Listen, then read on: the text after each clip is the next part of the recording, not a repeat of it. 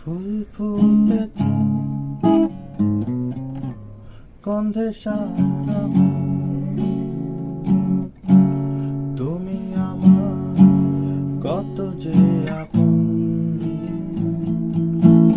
দেখা না দিলে বন্ধু কথা কয়ো না।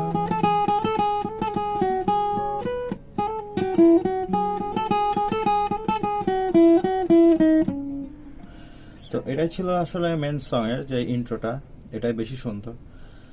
তো এটার টিউটোরিয়াল প্রথমে যে লিড পার্টটা হয়, যে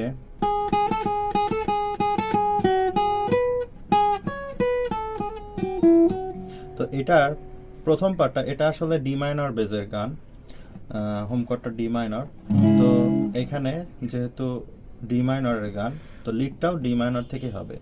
এখানে আমরা ডি মাইনরের এই শেপটার থেকে আমরা হচ্ছে সারেগামার যে এখানে যে এটা হচ্ছে ফিফথ নোট, তো ফিফথ নোট থেকে শুরু করছি। এটা আসলে আমি এখান থেকে বাজাচ্ছি, এখান থেকেও বাজাতে পারেন।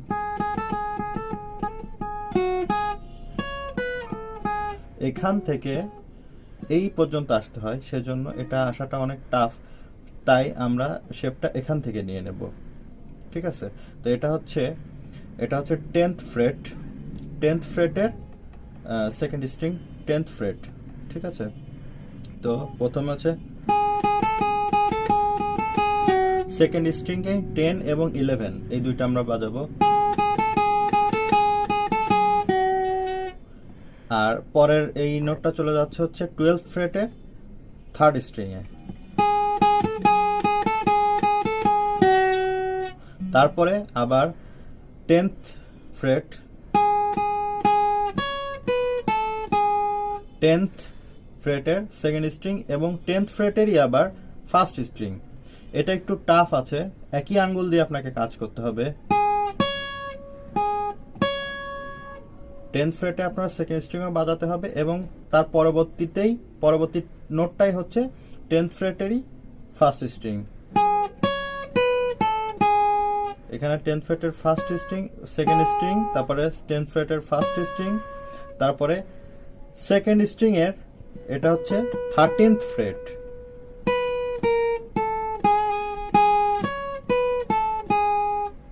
তারপরে একটা কাজ আছে, এটা হচ্ছে হ্যামার অন এবং পুল অফের দুইটা সংমিশ্রণে একটা কাজ। এটা একটা কাজ অনেকটা ট্যাপিং এর মতো।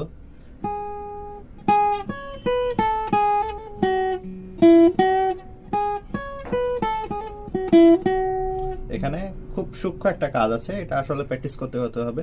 আপনারা যদি এই কাজটা নাও পারেন তাহলে এভাবে বাজান, এভাবে বাজাতে পারেন। তারপরের অংশটা হচ্ছে, তারপরে আমরা থার্ড স্ট্রিং এ 12 এবং 10th ফ্রেট। তারপরে তাহলে পুরোটা কেমন আসলো?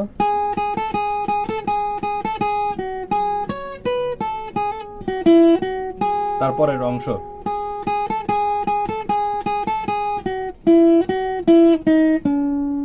তাহলে তারপরের অংশ হচ্ছে আবার ওই একই 10 11 সেকেন্ড স্ট্রিং এ।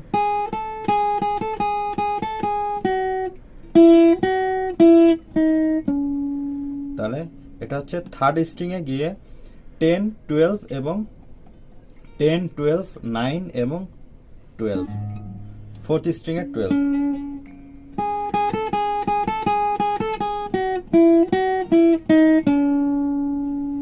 তারপরে যে কাজটা আছে সেটা হচ্ছে হালকা কর্ডে একটা ফ্ল্যাশ দেয়।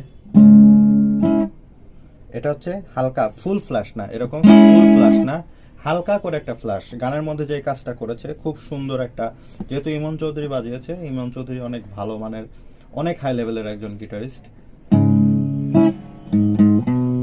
এখানে একটা কাজ দেয়, যে কাজটা এটা অন্য রুটে চলে গেছে, ঠিক আছে, অন্য মোডে চলে গেছে, এই স্কেলের বাইরে আসলে। ঠিক আছে, এই যে এই নোটটা এখানে খুব মাধুর্য তৈরি করেছে। ঠিক আছে, এই নোটটা এই রুটের বাইরে, ডি মাইনরের রুটের বাইরে।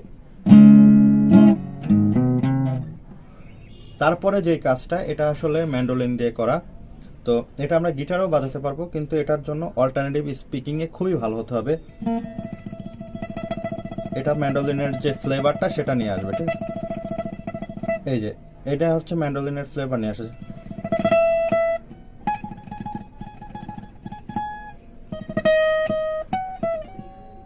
আসলে এখানে নোটের কাজটা খুব একটা কঠিন না, কিন্তু এই অল্টারনেটিভ পিকিংটা খুব স্মুথলি করাটাই হচ্ছে টাফ।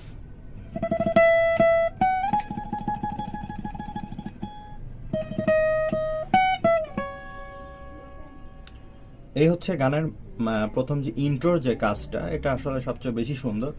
এরপরে গানের কর্ডিংটা খুব বেশি কর্ড ইউজ হয়নি এখানে, কিন্তু কর্ডিংটা অনেক সুন্দর। ফুল ফুটেছে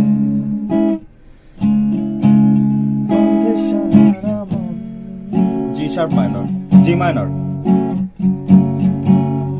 ডি মাইনর। তাহলে স্ট্রামিংটা কেমন আসছে?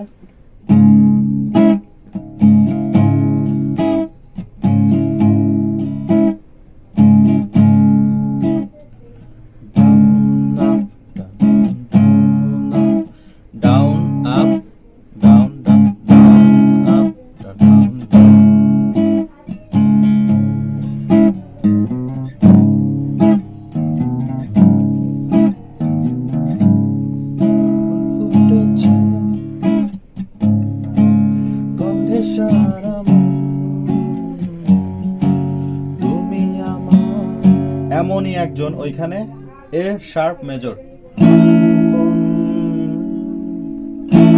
দেখা না দিলে বন্ধু কথা কইও না।